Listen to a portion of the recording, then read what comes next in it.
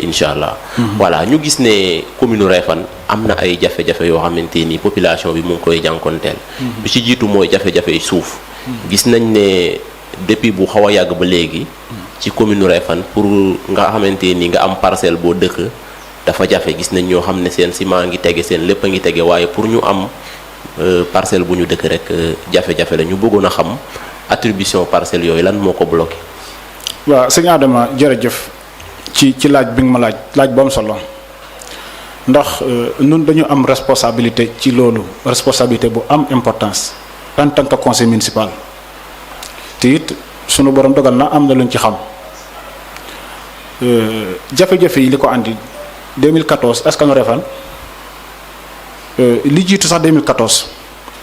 boo xoolee ku mel ni man bi may am ker maa ngi ko am ci kilifteefu président Mbaye Ndaw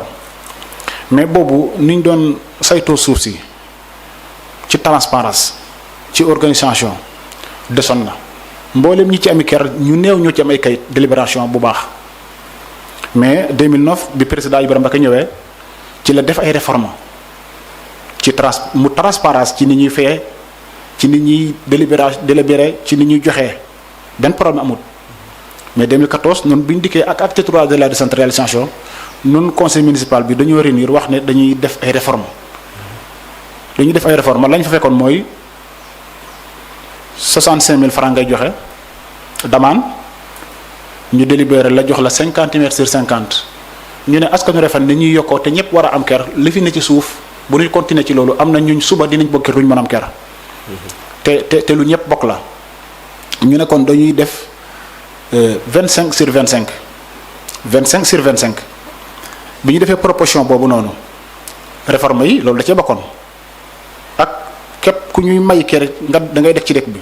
mooy da ngay andi kayit wuy wone ne village sangam nga dëkk mooy certificat domicile yooyu yëpp ñu boole ko ci ak demande beeg waaw ñu dal dina tamit jàngat bi ñu def mooy ku ñu dagal ker Réfane 55 000 francs 50 mètres sur 50 soo toogee ñaari at mën ko jaay 3 millions ñu ne kon suuf si li ñu koy joxee tuuti na te Réfane amul ay recette commune bi amul xaalis. il fallait que kon war nañu ko mën a yëgal tuuti bi ñu dikkee ak chef de village yi waxtaan ak ñoom chef de village yi ñoom ñoo récité ne ñun suñu culture mooy dañuy sàmm dañuy béy 25 sur 25 koo ko dagal dina dekk mais juram amul fu mu ko dugal kon nañ ko def 25 sur 50 chef de village yi ñoo andi loolu en même temps ñu ànd ci ak ñoom biñ ci ànd ak ñoom nag dal di informer village yi ne leen képp ku bëgg ker demande bi fii ngay jaar lii ngay def mais lépp jaar yoon mais nag yàkkamti daf ci am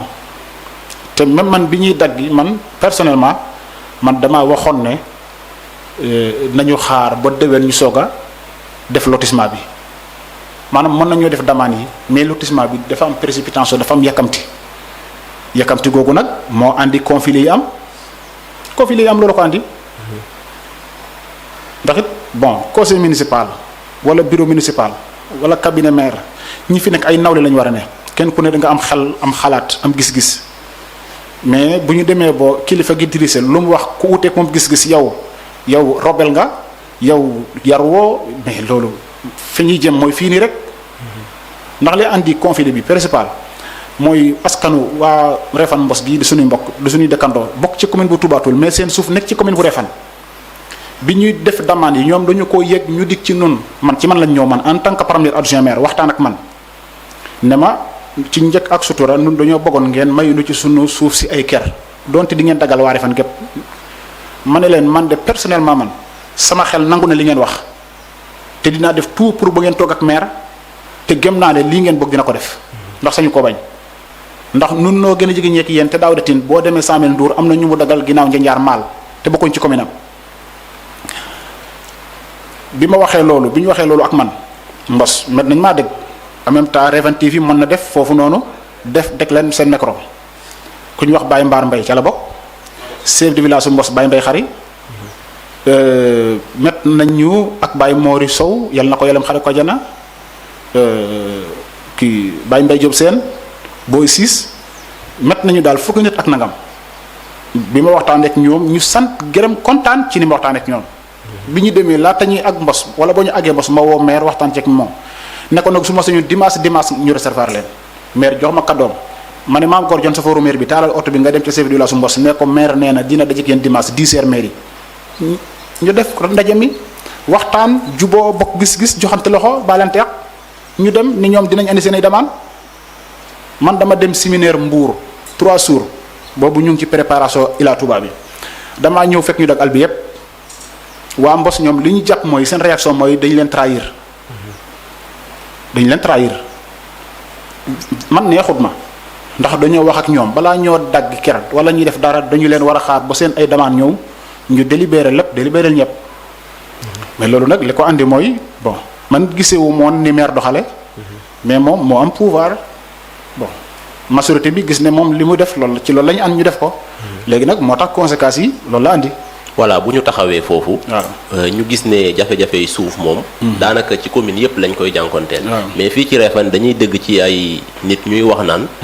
naam blocage am na. waaye dañuy gis ne day am ay jegeñaale ay monsieur le maire yi nga xamante ne nii.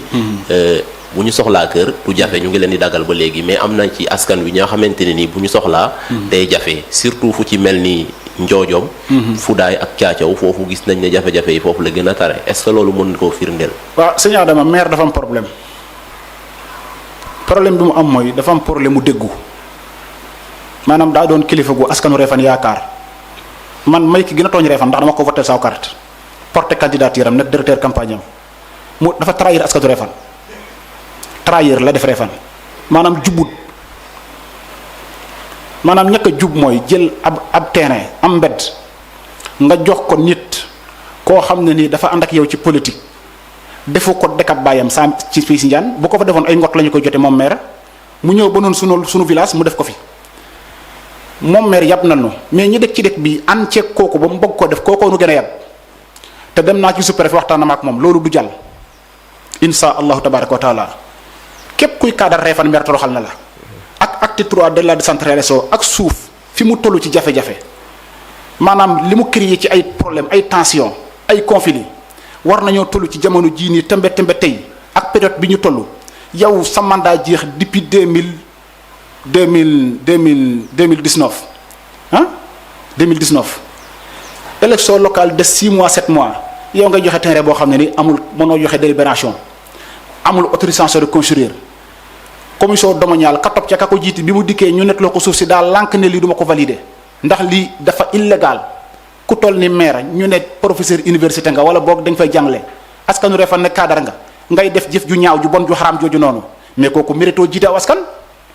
loolu nag li am problème bi am Réfane looloo ko andi te gisaat naa fi geneen kër gu ñu miire goo xam ne nii Ibra Mbacke Faye moo nettoon foofu métud ker mu jox ko ko jegeeñ ba clôturé na ko ba tabax fa ci loo xam ne nii lépp xam naa ne tous légalu ci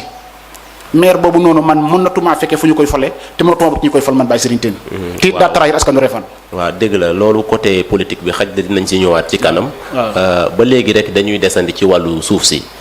ñu gis ne forage yu réew maaw bi. waaw forage boobu dafa àndoon ak li ñu naan périmètre maraîcher ñu waroon dagg foofu benn tool boo xamante ni askan wi dañ cay béy.